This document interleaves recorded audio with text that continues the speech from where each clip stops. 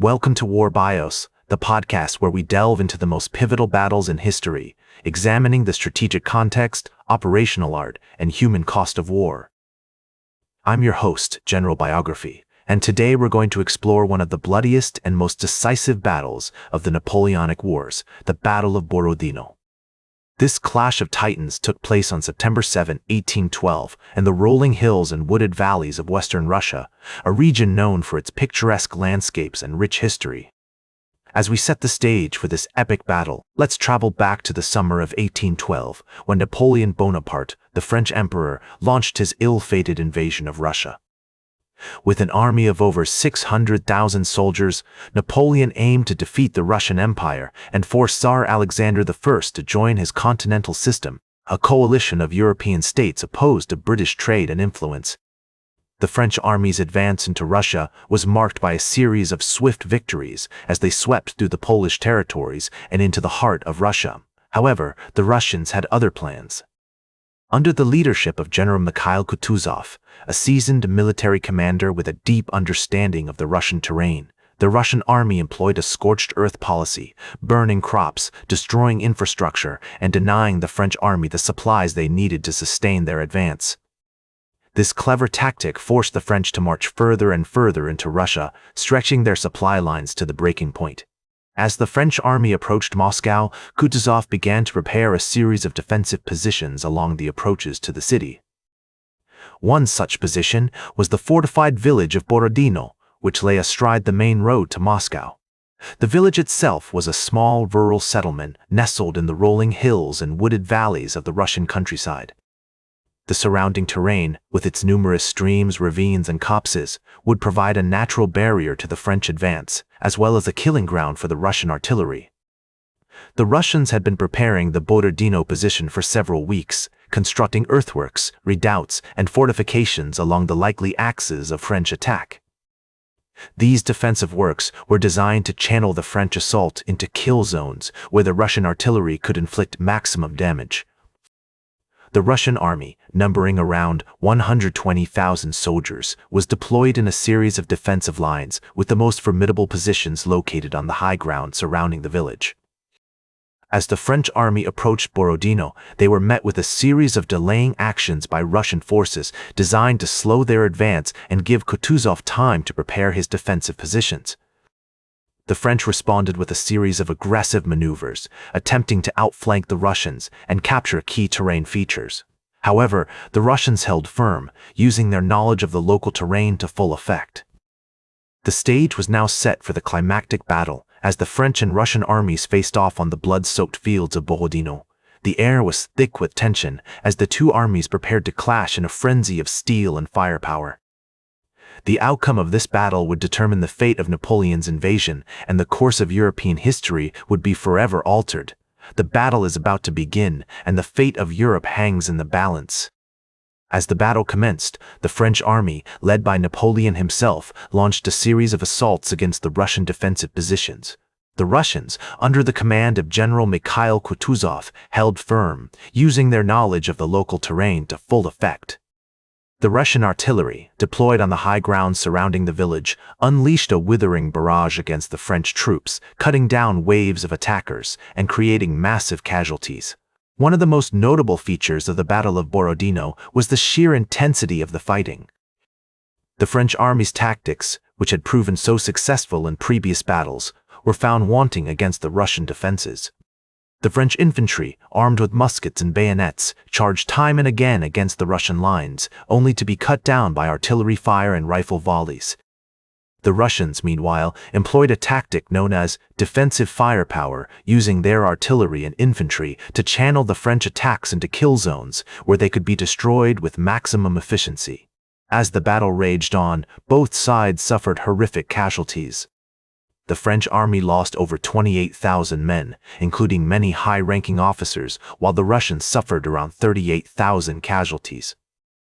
The fighting was so intense that, at one point, the French army's commander, Marshal Louis-Nicolas Davout, was forced to intervene personally to rally his troops and prevent a rout. Despite being outnumbered, the Russian army held its ground, thanks in large part to the clever tactics employed by Kutuzov. The Russians had constructed a series of fortified redoubts, or earthworks, which provided them with protected firing positions and allowed them to pour flanking fire into the French ranks. The most famous of these redoubts was the Bagrish and Fleches, a series of earthworks that dominated the center of the Russian line and proved virtually impregnable to French attack. As the day wore on, the French army's attacks began to falter, and the Russians launched a series of counterattacks that pushed the French back.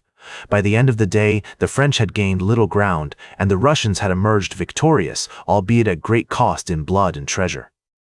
The Battle of Borodino was a turning point in the Napoleonic Wars, marking the beginning of the end of Napoleon's invasion of Russia.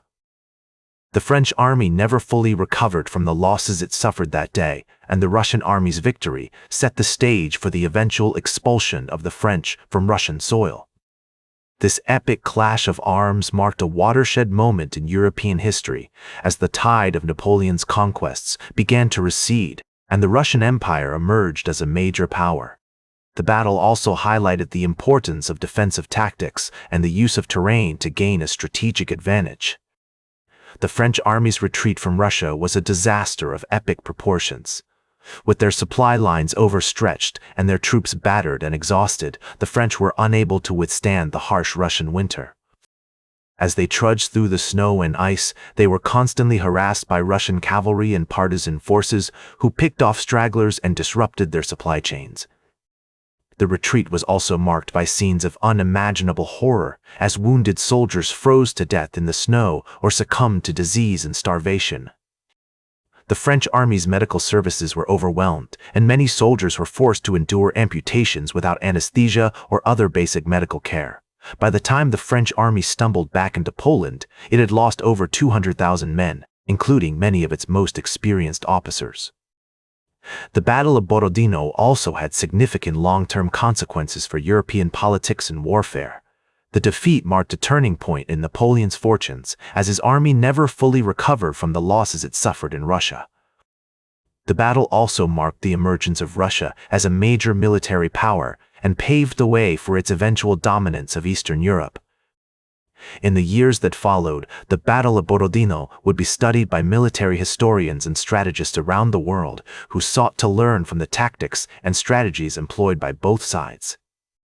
The battle's emphasis on defensive firepower, terrain, and maneuver would influence the development of modern warfare, as armies began to prioritize these factors in their planning and operations. Today, the Battle of Borodino is remembered as one of the bloodiest and most decisive battles of the Napoleonic Wars. It marked a watershed moment in European history as the tide of Napoleon's conquests began to recede and the Russian Empire emerged as a major power. As the great military strategist Karl von Clausewitz once wrote, "The Battle of Borodino was a tactical victory for the Russians, but a strategic defeat for the French. It marked the beginning of the end of Napoleon's invasion of Russia and paved the way for the eventual downfall of his empire." These words remain as relevant today as they were when Clausewitz first wrote them, and serve as a testament to the enduring significance of the Battle of Borodino. In conclusion, the Battle of Borodino was a pivotal moment in European history, marking a turning point in the Napoleonic Wars and paving the way for the emergence of Russia as a major military power. Its legacy continues to be felt today, as military historians and strategists around the world study the tactics and strategies employed by both sides. As we reflect on the significance of this epic battle, we're reminded of the enduring importance of defensive firepower, terrain, and maneuver in modern warfare, and the need for armies to prioritize these factors in their planning and operations. Thank you for joining us on War Bios as we explored the Battle of Borodino. That's all for today's War Bios. Remember to like, share, and subscribe, and until next time, I'm General Biography reminding you to keep marching toward victory.